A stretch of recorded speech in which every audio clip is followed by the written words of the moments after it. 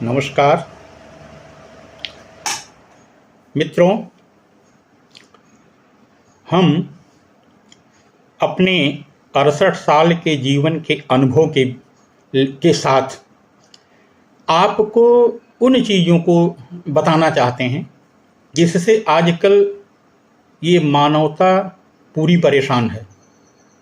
Allopath जिसको कि सारी दुनिया मान रही है, लेकिन पूरी दुनिया यह एलोपैथ से फेल हो चुकी है। एलोपैथ किसी प्रकार का कारीगर नहीं रह गया है।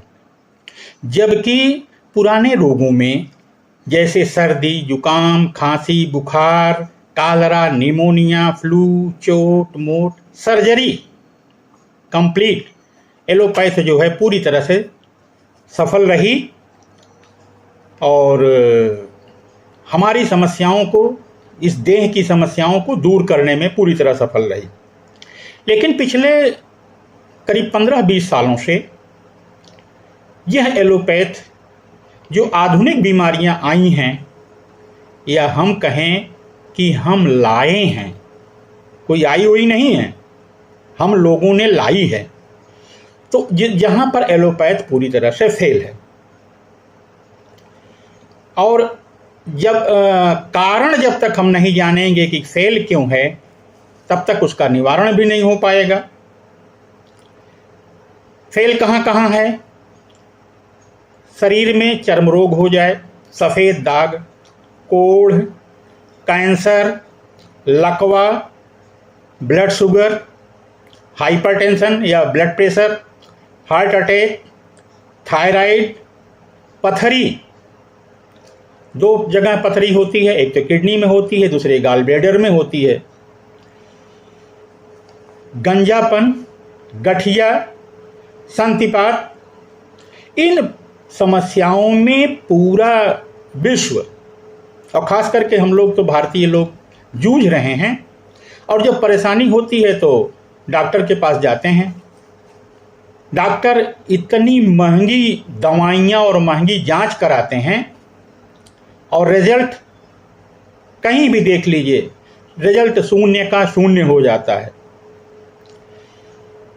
मान लीजिए आपको ब्लड शुगर है, डॉक्टर के पास जाएंगे तो आपको ये ब्लड शुगर की जांच कराएंगे, दुनिया भर की जांच कराने के बाद कहेंगे आपको चीनी छोड़ दीजिए, चावल छोड़ दीजिए, आलू छोड़ दीजिए, फल खाइए।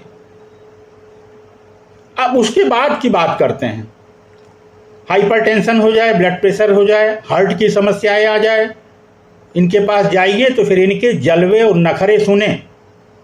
नमक छोड़ दीजिए, नमक छोड़ दीजिए, एनिमल प्रोडक्ट छोड़ दीजिए, मिल्क डेयरी प्रोडक्ट छोड़ दीजिए। अरे भैया, तुम दवा करो ना, इतनी पुरानी व्यवस्था WHO लगा हुआ है, उसके बावजूद भी दवा नहीं करेंगे। उदाहरण के लिए देखिए, शुगर में भी, BP में भी सलाह देंगे, क्या कहेंगे? आपको 45 मिनट ब्रिस्क वॉकिंग करनी है, टहलाएंगे, खाना खाने के बाद टहलिए, ये मत खाइए, ये खाइए, फल खाइए, सब्जियां खाइए। तो दुनिया भर का, अब इसको क्या कहा जाए, नाच ना आवे आंगन टेढ़ा। हम भारतीय लोग पुरानी मुहावरे कहावतें जानते हैं, नाच ना आवे और आंगन टेढ़ा। इसके अलावा तो हमारे जैसे व्यक्ति के पास कोई शब्द नहीं है। उदाहरण के लिए लीजिए, हम किसी का हार्ट अटैक होता है तो उसके सीने पर रख करके पंप करते हैं ताकि फिर से हार्ट काम करना शुरू कर दे। अरे भैया, तुम्हारी दवाइयाँ कहाँ गई? डालो ना, खाए। इंजेक्शन कहाँ गया? आप इंजेक्शन लगाइए। इंजेक्शन नहीं लगाएंगे, पंप करेंगे, उसके बाद कहेंगे he is no more. ICU में रखे रहेंगे 2 दिन, 3 दिन, 4 दिन, जो वीडियो बन के आ रहे हैं। अक्षय कुमार जी का एक वीडियो आया था, और भी बहुत सारे।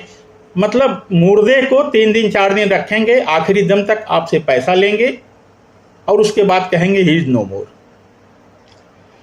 इतना ही नहीं, ओपन हार्ट सर्जरी भी करके, वाल्व लगा करके 4 साल 5 साल, गलती से अगर एलोपैथ के पास आप चले गए तो अगर दाएं बाएं से कहीं से आप अपनी जान बचा भी सकते हैं आयुर्वेद में, होम्योपैथ में, या जड़ी बूटियों में, या परहेज करके हो सकता है आपकी जान बच जाए। लेकिन इनके पास एलोपैथी को अपनाए तो 5 साल ओपन हार्ट सर्जरी करने के बाद भी विद इन 4 to 5 ईयर फिर से ब्लॉकेज हो जाता है। क्यों हो जाता है? किसी के पास कोई जवाब नहीं है। इतना ही नहीं, मैं आपको बताऊं, एक शुगर के उसकी पथरी की बात देखिए, गाल ब्लैडर की पथरी। एक पेशेंट, हमने 4 पेशेंट की बात बता रहा हूँ मेरे पास जो रिलेटिव हैं। गाल ब्लैडर की पथरी, सीधा सीधा इलाज, ऑपरेशन होगा, गाल ब्लैडर ही निकाल देंगे, गाल ब्लैडर निकाल देंगे। वहाँ पर परहेज की बात नहीं है, चिकना मत खाओ, तेल मसाला मत खाओ। और जब गाल ब्लैडर को निकाल दिए तब बाद में कहते हैं चिकना मत खाना, तेल मसाला भी मत खाना। अरे जब बनाई करना था तो पथरी हमारा गाल ब्लैडर क्यों निकाले भाई? उसका कोई उपाय इनके पास है ही नहीं। और वास्तव में ये फेल क्यों हो रहा? अच्छा, सबसे बड़ी चीज ये है, नमक मत खाओ, ये मत खाओ, वो मत खाओ। 2 बातें आपको बताना चाहता हूं। बचपन से लेकर के, अरे जब माँ के पेट में गर्भ रहता है, आजकल तो औरतें जो हैं वो जैसे ही माँ के पेट में गर्भ आया डॉक्टर के पास पहुंच जाती हैं और वहाँ पर उनका हर महीने वो चेकअप कराते हैं, हर महीने वो चेकअप कराते हैं। और चेकअप कराने के बाद वहाँ नहीं कह देंगे बच्चा जब पैदा होगा तो नमक मत खिलाना, चीनी मत खिलाना, नहीं। अरे 40 साल 50 साल तक, 60 साल तक हमने नमक खाया, चीनी खाई, आलू खाई, चावल खाया, कोई प्रॉब्लम नहीं आई। अब आज हमको प्रॉब्लम आ रही है तो आप कह रहे हैं दवा नहीं दे रहे हैं। और दवा दे भी रहे हैं तो किसी काम की नहीं, कोई फ़ायदा नहीं पहुंच रहा है। फिर जहाँ के जस का तस डोज बढ़ता जाता है। शुगर का डोज 2 साल भर रहा, एक दवा दिए, उसके बाद कहेंगे आपका तो नहीं कंट्रोल हो रहा है, और इसका डबल डोज कर देते हैं, ट्रिपल डोज कर देते हैं। इंसुलिन का इंजेक्शन दे देते हैं, तो इंसुलिन के इंजेक्शन पे चलिए। तो इस प्रकार की समस्याएं जो हैं आ रही हैं। और ये प्रॉब्लम क्यों आ रही है? एक हमारे साथी हैं, हमारी उम्र के, हम लोग बचपन के साथी हैं, ओम प्रकाश तिवारी जी। उनकी माता जी को प्रॉब्लम हुई, शुगर, हाइपरटेंशन, बीपी। पंजाब के किसी अस्पताल में ले गए, वहाँ के डॉक्टर से सरदार जी थे। तो बोले माता जी, सब कुछ करने के बाद बोले माता जी आप चावल मत खाइएगा, अच्छा भैया, चीनी मत खाइएगा, अच्छा भैया, आलू मत खाइएगा, अच्छा भैया, दूध मत पीजिएगा, अच्छा भैया। अब सब कुछ करते गए और फिर बाद में जब जाने लगे तो हम लोग प्रतापगढ़ के हैं, तो प्रतापगढ़ी भाषा में बोलती हैं माता जी, का खावे तो हार आती। तो संयोग से जो है वो डॉक्टर जो है, वो पंजाबी डॉक्टर जो था, इलाहाबाद में पला बढ़ा था, तो वो हंसने लगा और कितनी सटीक बात कही कि जब हम कुछ खावे नहीं करब तो जियब कैसे, और इतने दिन तक जी रहे थे। तो ये समस्या जो है वास्तव में समस्या कहीं और है, और हम जो है इलाज एलोपैथ फेल हो चुका है। और क्यों फेल हो चुका है, समस्या कहाँ है, वो हम आपका ध्यान ले जाना चाहते हैं।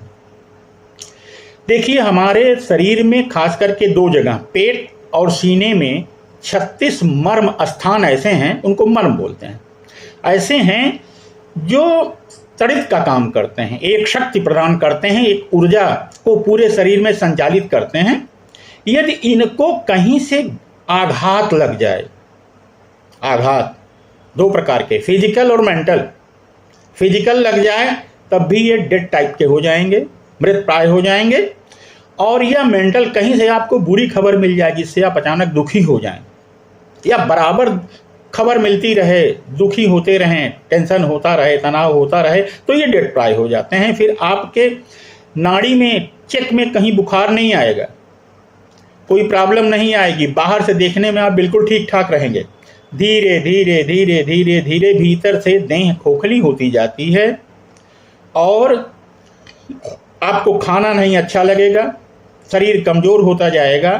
जांच कराने जाएंगे तो पता लगेगा कि जो है उसमें कुछ आएगा नहीं, लेकिन अब क्योंकि जांच कराने के लिए डॉक्टर ने भेजा है और उसी प्रकार का वो है तो कुछ न कुछ लिख के दे देंगे, इनको ये प्रॉब्लम है, शुगर बढ़ गया है तो पोटेशियम बढ़ गया है, मैग्नीशियम बढ़ गया, जिस चीज़ का नाम कभी कोई जानता नहीं था उस सब चीज़ें उसमें एक आध डाल के इंसो फलानियाँ क्या क्या दुनिया भर का। मैं तो वैज्ञानिक आदमी नहीं हूँ भाई, और न तो डॉक्टर हूँ, इसलिए मैं आपको सीधी सीधी भाषा में बता रहा हूँ। वो निवारण भी बताऊँगा, इसका निवारण भी बताऊँगा, और बताऊँगा नहीं ये कहीं से पढ़ कर नहीं, कहीं से सुन कर नहीं, अपने ऊपर हमने जो है अप्लाई करके, अपने देह पर अप्लाई करके फिर से रिवाइव हुआ हूँ।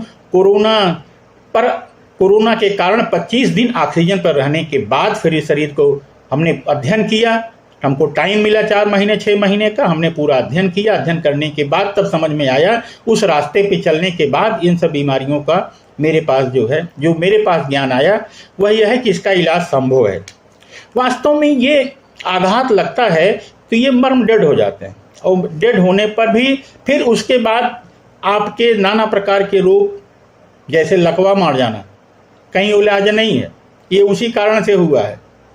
चर्म रोग हो जाना, कुष्ठ हो जाना, तो ये सारी बीमारियां जो हो रहे हैं उसके कारण से हो रहे हैं।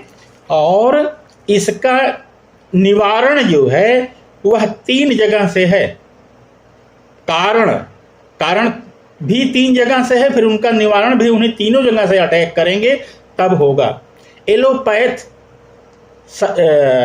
जो है केवल 33% वहाँ सफल है शरीर पर।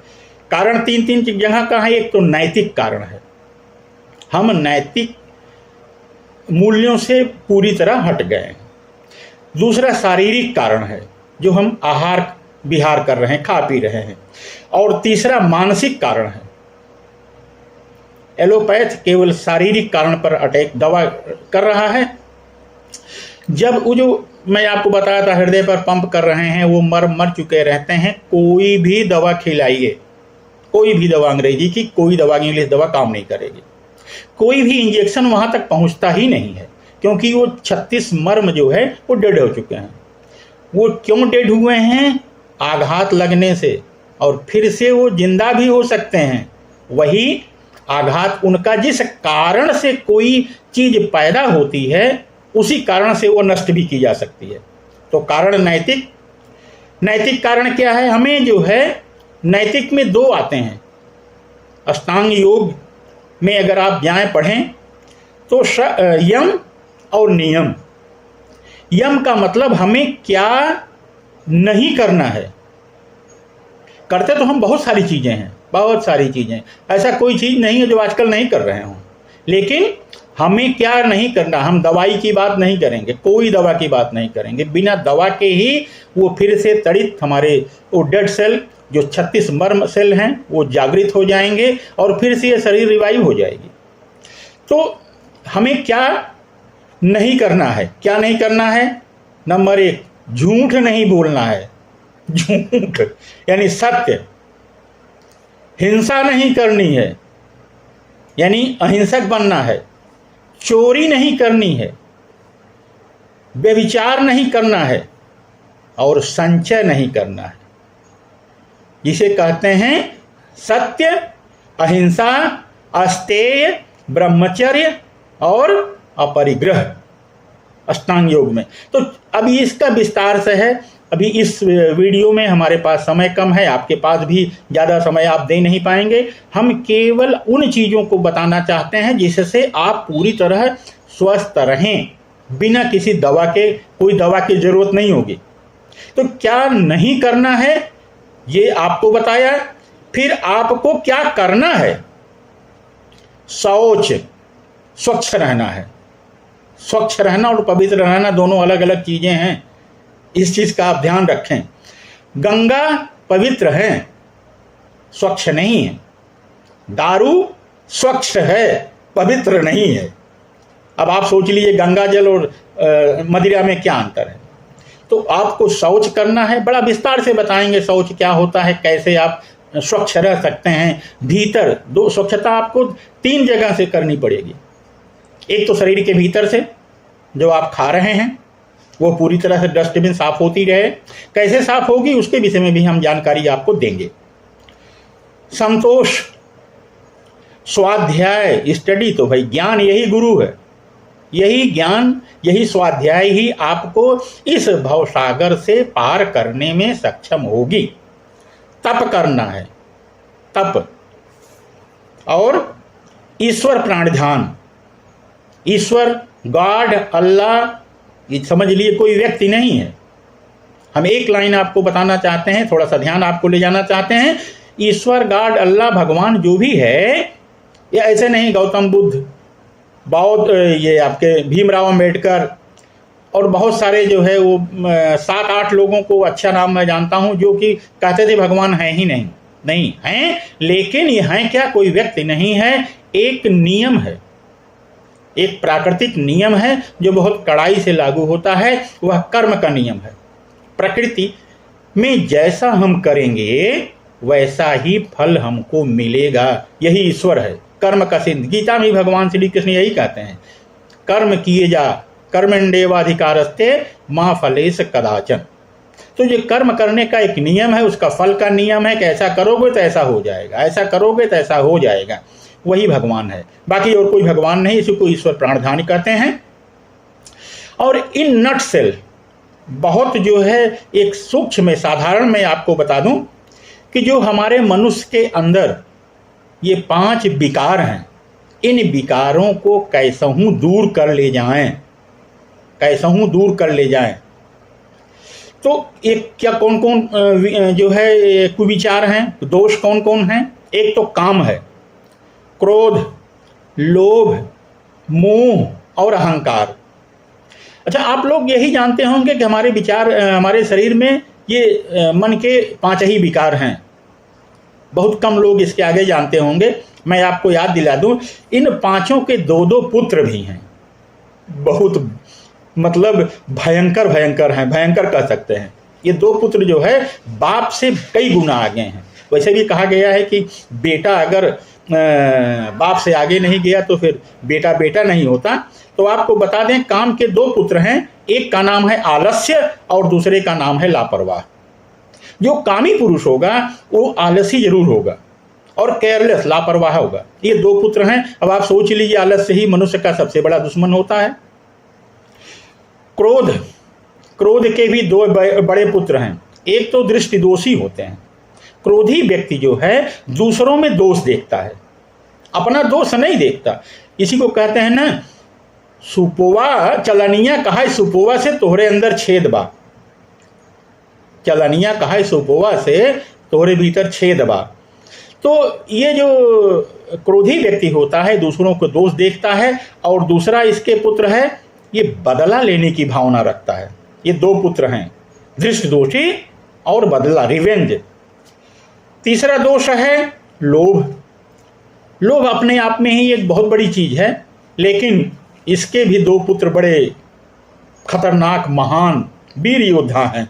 एक तो लोभी व्यक्ति हमेशा शक करता है, और शक के विषय में कहा गया है कि शक का इलाज लुकमान हकीम के पास भी नहीं था। भारत का सबसे बड़ा, विश्व का सबसे बड़ा अपने जमाने का वैद्य, जिसके पास शक की कोई दवा नहीं थी। और दूसरा लोभी व्यक्ति जो है अनुमान लगाता रहता है, अनुमान बस लगाता रहेगा, ऐसा ऐसा वैसा वैसा। और चौथा मोह। मोह जो है सबसे बड़ा कुविकार है, विकार मनुष्य के तन का है। और इसके भी 2 पुत्र हैं। पहला, मोही व्यक्ति के बुरे बुरे विचार आते हैं, खराब खराब ख्यालात आते हैं। और भय, भय का तो, भय से बड़ी चीज कोई थोड़ी है। भय जो वह चीज है जब रस्सी को आदमी सांप समझ लेता है। यदि किसी व्यक्ति को सोते हुए नींद में चूहा काट ले और उसको इस बात की शंका हो जाए कि हमें चूहा नहीं सांप काटा है, तो उसके शरीर में सांप जैसा जहर फैलेगा और वह मर जाएगा। ये होता है भय। भय वह चीज है जिसकी वजह से जो है भय या मोह जो है इंद्र को उनको हुआ था, अर्जुन को। पूरी महाभारत जीत, बहुत लोग जानते हैं कि ये गांडी क्यों रख करके कुरुक्षेत्र में पहुंचने के बाद जो है वो अर्जुन ने मोह क्यों जो है गांडी रख दिया, बोला हम लड़ाई नहीं करेंगे। यही जानते हैं कि अपने लोगों को मारना नहीं, ऐसा नहीं है। वो सब लोगों को मारने की व्यवस्था करके आए थे। भगवान श्री कृष्ण उनको भेजा ही था इसलिए स्वर्ग में सबके लिए। द्रोणाचार्य को किस अस्त्र से मारूंगा, भीष्म पितामह को किस अस्त्र से मरेंगे, अश्वत्थामा किस अस्त्र से मरेगा, सबकी व्यवस्था कर रखा था। फिर बताइए, तो उनको एक मोह आ गया। आखिरी में समझ में आया कि ये जो है सुभद्रा सो गई थी जब मैं सुना रहा था चक्रव्यूह की रचना। मेरा पुत्र एक दिन देखे कि एक दिन लगता है कि एक दिन मैं नहीं रहूंगा इस युद्ध में, और इस युद्ध में न रहने के बाद होगा क्या, द्रोणाचार्य चक्रव्यूह की रचना करेंगे। उस चक्रव्यूह में मेरा पुत्र अभिमन्यु घुसना तो जानता है लेकिन निकलना नहीं जानता, और मेरा अभिमन्यु मारा जाएगा। पुत्र मोह की डर से उन्होंने गांडीव रख दिया, युद्ध न करने की बात कही। आखिरी में सबसे बड़ा जो मनुष्य का विकार होता है वो होता है अहंकार।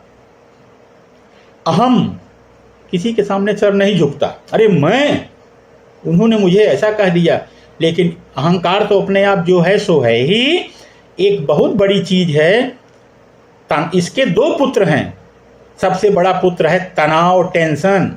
यही टेंशन है जिसको डॉक्टर आपको जो है बीपी, हाइपर टेंशन, यही टेंशन जब हाइपर हो जाता है तो हाइपर टेंशन कहलाता है, ब्लड प्रेशर बढ़ा कहलाता है, हार्ट अटैक करता है, ब्रेन की नसें, ब्रेन हेमरेज होती है, नसें फट जाती हैं, ब्लड निकलता है कान से, नाक से, और आदमी मर जाता है। और घृणा, इसके दो पुत्र हैं, टेंशन, तनाव और घृणा, अहंकार के। जो व्यक्ति अहंकारी होगा वो घृणा से भरा होगा, दूसरों में प्रेम नहीं है, और टेंशन। ये 5 पुत्र हुए। तो अभी तक तो हम नैतिक की बात कर रहे थे, यम और नियम की। अब इसका जो है इलाज है शारीरिक में, एक तो प्रत्याहार, और दूसरा आसन, और तीसरा प्राणायाम। ये शारीरिक दिक्कत है इन बीमारियों में, जिन बीमारियों में, आधुनिक बीमारियों में, जिनका जो है इलाज एलोपैथ में नहीं है, तो इनका इलाज यहाँ है। प्रत्याहारी बनिए। प्रत्याहारी का मतलब जो 5 हमारी इंद्रियां हैं मन की, शब्द, स्पर्श, रूप, रस, गंध। ये शब्द, स्पर्श, रूप, रस, गंध 5 इंद्रियां जो हैं बाहर घूम रही हैं। और यही नहीं, आप ये देखिए, एक इंद्री जो है प्रबल होती है, एक दोष होता है हर एक जानवर में सिर्फ 5 नहीं काम करती हैं एक साथ, लेकिन उसी एक की वजह से हिरण के अंदर जो है वह गंध जो है बहुत, शब्द बहुत ज़्यादा उसको बेधता है, परेशान होता है शब्द, और उसी शब्द को कस्तूरी को शब्द सुनाई देता है, जंगल में यहाँ है वहाँ है, इसके कानों को भेदता रहता है, और जंगल में खोजते खोजते उस मरीचिका को मृग जो है नहीं पाता है, अपनी जान दे देता है। इस प्रकार बहुत सारी लंबी कहानियां हैं, वीडियो लंबा हो रहा है इसलिए हम इधर ज़्यादा नहीं चलेंगे। इस मानव के अंदर 5 जो है वो 5 इंद्रियां एक साथ होती हैं, और वह बाहर घूमती रहती हैं, और बाहर घूम करके आप देखा तब, सुना तब, सूंघे तब, बोले तब, स्पर्श हो गया तब। तो ये तंग करते हैं। अगर इनको हम बहिर्मुखी से अंदरमुखी कर लें, केवल अपने लिए सोचें, बाहर हमको कुछ न सोचें देखें 5 इंद्रियों को, इसी को प्रत्याहारी कहते हैं।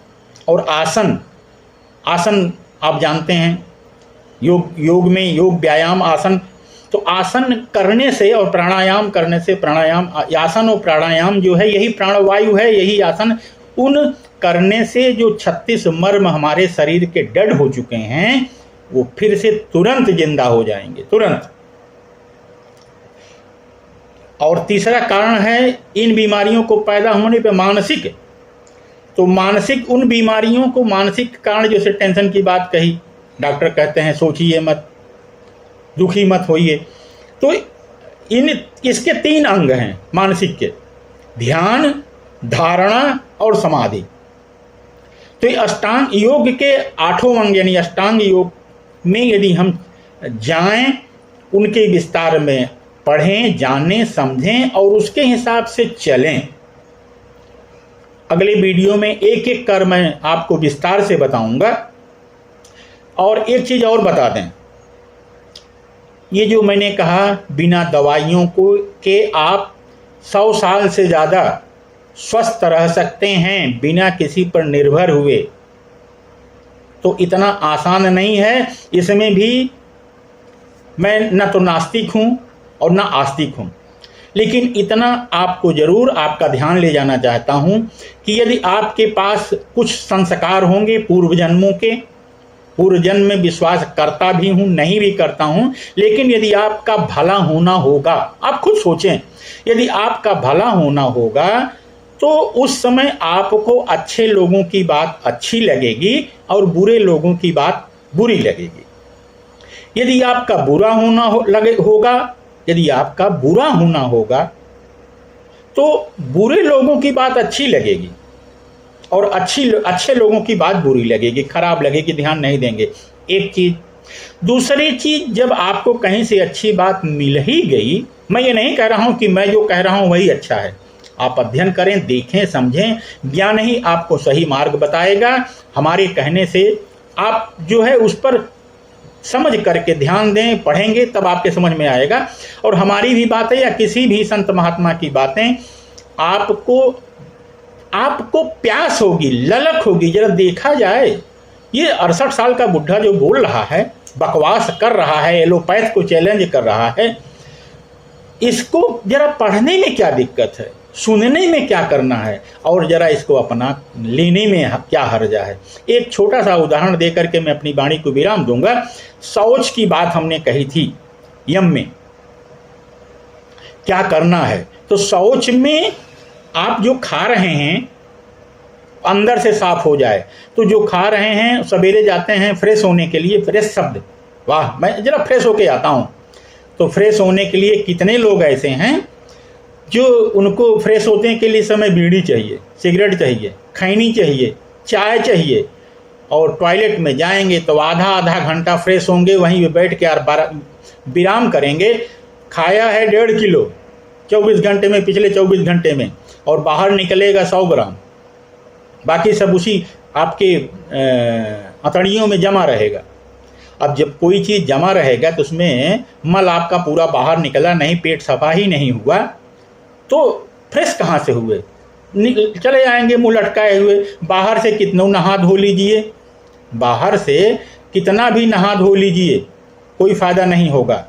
ये तो हुआ शारीरिक शौच। अभी इसमें भी बाकी मैं बताता हूँ। बाकी मानसिक वाला कबीर साहब की एक साखी है, नहाए धोए क्या हुआ, मन की मैल न जाए, और मीन तो जल में रहे, धोए बास न जाए। देख, गंगा जल में या मछली जो है पानी में ही रहती है, पूरी तरह नहाती रहती है, लेकिन उसकी दुर्गंध खत्म नहीं होती है। वैसे ही हम कितना भी नहा लें, यदि हमारा मन शुद्ध नहीं होता, मन पवित्र नहीं होता, पवित्र कैसे होगा, इसके विषय में हम विस्तार से बताएंगे। अब आइए, हम जो शौच की बात कर रहे थे, फ्रेश होने की बात कर रहे थे, तो फ्रेश होने में यदि हम खाते क्या हैं, ज़्यादातर कार्बोहाइड्रेट खाते हैं, फैट खाते हैं।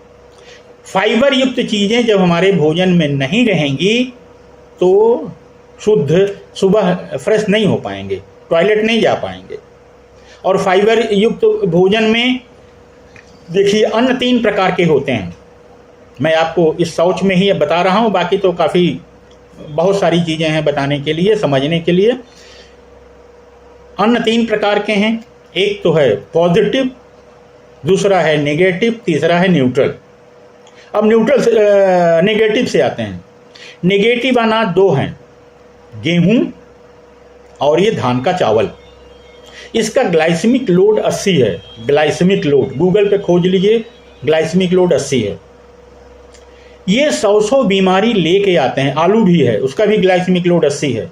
ये तीनों जो हैं, आलू, धान का चावल और गेहूं, ये 100 बीमारी लेकर आते हैं, और ये इनका ग्लाइसेमिक लोड 80 होने की वजह से ये आपको शुगर की प्रॉब्लम क्रिएट करते हैं, और यहीं से सारी प्रॉब्लम शुरू होती है। दूसरा एक न्यूट्रल अनाज होता है, जो ना तो फ़ायदा करेगा ना नुकसान करेगा। यदि ऐसा कोई चीज़ हो जो ना फ़ायदा करे ना नुकसान करे, नुकसान न करे, वही हमारा फ़ायदा है। आपको जाना है किसी तीर्थाटन पर, या कहीं भी बाहर निकले, आप सुरक्षित चले आए 4 दिन के बाद अपने घर, तो यही बहुत बड़ी चीज़ है आजकल के ज़माने में। ये अनाज जो है 5 ही अच्छे हैं न्यूट्रल: जौ, चना, मटर, जोंधरी, बजरी, मकई, ये न्यूट्रल हैं, फाइबर युक्त अनाज हैं। और 4 अनाज जो हैं ये पॉजिटिव हैं, जो 100 बीमारियों को अकेले दूर करने की क्षमता रखते हैं: सावा, मकरा, कोदव, काकुन, लिटिल मिलेट, ये मिलेट्स हैं। आप इनका आहार लीजिए। तो ये अब एक छोटा सा उदाहरण इसी में बताता हूँ। सावा का भात बनाइए, चावल बनाइए और धान का भात बनाइए किसी भी भगोने में। यदि थोड़ी सी टेम्परेचर ज़्यादा लग गया, धान का भात चिपक गया, सावा का भात भी चिपक गया, तो जब धान के भात को, चावल को यदि आप कलछुल से निकालना चाहेंगे तो वह निकलेगा नहीं। और भात तो निकल आएगा, जो जला हुआ पोर्शन है वो बड़ी मुश्किल से निकलेगा। वो पूरी तरह भगोना आपका तब साफ होगा जब पानी से भिगोइए, 2 घंटे भीगा रहे, तब उसको जो है आप स्टील के स्क्रबर से रगड़ेंगे तब निकलेगा। सावा के भात को देखिए, सावा का भात यदि आपको लग गया है और कलछुल से निकाल रहे हैं, तो जहाँ से आप कलछुल लगाए हैं वो तो निकलेगा ही निकलेगा, साथ में पूरे भगोने में जहाँ चिपका हुआ है उसको भी लेके निकलेगा। बोलेगा चलो भैया यहाँ क्या कर रहे हो, भगोना साफ करो, बाहर निकलो। यदि आप ये सोचिए कि ये इस प्रकार के फाइबर युक्त भोजन आप करते हैं, रोटी में जो न नुकसान करने वाले हैं न्यूट्रल अनाज, और चावल में ये पॉजिटिव लिटिल मिलेट्स यदि आप इस्तेमाल करते हैं, तो जितना आपने खाया है 1 किलो, आधा किलो, 24 घंटे, पिछले 24 घंटे में जब फ्रेश होने जाते हैं तो विदिन 2 मिनट, विदिन बोल रहा हूँ 2 मिनट के पहले ही आप पूरी तरह से 100% वो मल बाहर चला आएगा। और जब आप शौच के बाद बाहर निकलेंगे तो आपको लगेगा फ्रेश हुए हैं। और ये आप जानते हैं कि पेट सफा तो रोग दफा। जो बता रहा हूँ करके देखिए, करने में क्या हर्जा है। और यदि आप, जब डॉक्टर बोलते हैं लाइफ स्टाइल बदलिए, जब प्रॉब्लम आती है तो कहते हैं ये रोग तो लाइफ स्टाइल का है, लाइफ स्टाइल बदलिए। अरे क्या लाइफ स्टाइल बदलें भाई? 35 मिनट 40 मिनट चलने से लाइफ स्टाइल बदल जाएगी? आपकी दवा कहाँ गई? दवा लाइफ स्टाइल क्यों नहीं बदल पा रही है? इंजेक्शन लाइफ स्टाइल क्यों नहीं बदल पा रहे हैं? कुछ नहीं। सर्जरी करने के बाद भी गाल ब्लैडर निकाल के बाहर कर दिए, उसके बाद कहते हैं तेल मसाला मिर्चा मत खाइएगा। यही तो इनकी व्यवस्था है। लाइफ स्टाइल इस प्रकार की बदल रही है। जब आप यम क्या करना है वो करते हैं, नियम फॉलो करते हैं, और प्रत्याहार, आसन, प्राणायाम करते हैं, ध्यान, धारणा और समाधि, इनको विस्तार से जान करके, और यदि आपके पास जानने का समय नहीं है तो अगले वीडियो में मैं आपको सारी चीज़ों को विस्तार से बताऊंगा कैसे हम इसको करेंगे।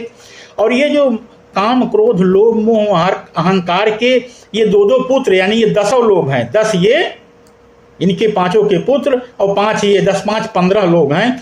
ये 15 लोग कैसे होंगे, अहंकार कैसे जाएगा, आखिरी इतना आसान नहीं है। इसके 2 तरीके हैं। एक तो इन अष्टांग योग से भी चले जाएंगे, दूसरा जो नंबर ऑफ थॉट्स आप क्रिएट कर रहे हैं, ये नंबर ऑफ थॉट नॉर्मल व्यक्ति 1 मिनट में 35 से 40, 35 थॉट क्रिएट करता है। यही नंबर ऑफ थॉट आपका माइंड जो है ये मानसिक रोग को बढ़ाता है और मानसिक रोग को घटाता है। यदि थॉट आपका 40 से ऊपर चला जाता है पर मिनट, तो आप अब गड़बड़ हो रहा है। 50-60 हो जाएगा तो मानसिक रोगी हो जाएंगे, पागल हो जाते हैं। और जो थॉट 40-50-60, जो 50-60 थॉट पर मिनट क्रिएट करता है, उसका शरीर एक जगह नहीं रहता है, कभी यहाँ कभी वहाँ, कभी यहाँ कभी वहाँ, वो घूमता रहता है, फिर आपके पास लौट के आएगा, फिर वहाँ चला जाएगा, और कहीं उसको शांति नहीं मिलती, अशांत हो गया है मन उसका, और हुआ है मन अशांति। और मन की शांति को वन में खोजने जाते हैं। मन की शांति को बताते हैं जाके संत, वहाँ हिमालय के कंदरा में चले जाइए, वहाँ आपको शांति मिलेगी। वैष्णो देवी का दर्शन कराइए, इनकी देवी का दर्शन कराइए, अरे उससे कुछ नहीं होना है। नंबर ऑफ थॉट कम करिए, और नंबर ऑफ थॉट करत करत अभ्यास से जड़मति होत सुजान, और रसरी आवत जात से सिल पर पड़त निशान। नंबर ऑफ थॉट आप जो है जैसे जैसे कम करते चले आएंगे, जैसे ही यह 15 के आसपास पर मिनट आएगा, पहला इसका जो है काम गायब हो जाएगा आपके शरीर का, 10 आएगा क्रोध गायब हो जाएगा, 8 आएगा लोभ गायब हो जाएगा, 6 आएगा मोह गायब हो जाएगा, और 5 थॉट पर मिनट आएगा तो अहंकार गायब हो जाएगा, और 3 आने पर तो आप स्वयं भगवान हो जाएंगे। और इसका बहुत बड़ा विस्तार जो है अगले विषय में, अगले वीडियो में आपसे चर्चा करूंगा। और यदि आपका भला होना होगा तभी, फिर से आखिरी शब्द बोल रहा हूं, यदि जिसका भला होना होगा वही अच्छी बात सुनेगा, समझेगा और उसके अंदर ललक जागेगी। घोड़े को घाट तक लाया जा सकता है लेकिन जबरदस्ती पानी नहीं पिलाया जा सकता। पानी पीना तो तभी चाहेगा जब वो चाहेगा, तभी पानी पिएगा। एक छोटा सा उदाहरण, बहुत लोग, हमारे 2 मित्र मिले, एक कबीरपंथी हैं और एक राधा स्वामी के हैं। हमको जब लिवा चल रहे थे, लिवा चलिए, वहाँ चलिए, यहाँ चलिए, बहुत अच्छा प्रवचन देते हैं, राधा स्वामी में आए हुए हैं, कबीर पंथ में आए हैं। और एक सज्जन बीड़ी पी रहे थे, दूसरे सज्जन खैनी खा रहे थे। तो जो बीड़ी पानी पीने वाले थे वो कबीरपंथी थे, और वो हमको बार बार कोश कह रहे थे चलिए। मैं भी कबीरपंथी हूँ, मेरे माता जी कबीरपंथी थी, मेरे पिताजी कबीरपंथी थे, मैं भी कबीरपंथी हूँ। लेकिन संत महात्मा जो बोलते हैं, जब तक उसको अनुकरण नहीं करेंगे, अपने जीवन में उसको हम अपनाएंगे नहीं, तब तक लाभ थोड़ी होगा, तब तक ना बनी। जादू की पुड़िया न संत धरें, किसी संत के पास कोई जादू की पुड़िया नहीं है। करना तो हमें होगा, खेना अपने को होगा, नाव खेवैया यहाँ कोई नहीं, कोई खेने वाला नहीं है। खोजना होगा मुक्ति का धाम, कोई जो है यहाँ कोई खेने वाला, खोजने वाला कोई नहीं है। तो जब आपका भला होना होगा तभी आपके अंदर प्यास जगेगी। अरे जो कहा जा रहा है देखें तो करके, और मैं भी जीना चाहता हूँ 100 वर्ष तक, मैं भी इस मोह में, पुत्र मोह में फंस करके जो है। तो मैंने उन लोगों से कहा, भूल गया मैं उन लोगों से कहा, ये बताइए आप जिस गुरु के पास जाना चाहते हैं वह गुरु आपकी बीड़ी तक तो छुड़वा नहीं सका, खैनी आप खा रहे हैं। कोई ऐसा गुरु नहीं बोला संत लोग कि आप नशा मत करिए? हाँ बोले तो हैं, तो फिर क्यों नहीं छोड़ते हैं? अब नहीं छूट रही है, यही एक छुड़ा गया है। अरे एक नहीं रह गया है, आप किसको बेवकूफ़ बना रहे हैं? अपने गुरु को नहीं बना रहे हैं, अपने नष्ट कर रहे हैं। मैं भी किसी समय में सिगरेट पीता था, पान खाता था, तंबाकू खाता था, दुर्गुण मेरे अंदर भी थे। लेकिन जब से मैंने सोचा कि इसको देख करके अपनाया जाए, और देखा, छोड़ दिया। और मैं ये दावे के साथ कहता हूं कि किसी को भी किसी प्रकार का कोई नशा हो, किसी को भी किसी प्रकार का, यदि वास्तव में वह छोड़ना चाहता है तो मेरा 10 मिनट का वीडियो है, या 10 मिनट मेरे सामने बैठ जाए, उसको ध्यान से सुन ले, उसका नशा छूट जाएगा। इन्हीं शब्दों के साथ मैं अपनी वाणी को विराम देता हूं। शेष बातें अगले वीडियो में। ओम नमस्कार, सादर बंदगी साहिब जी।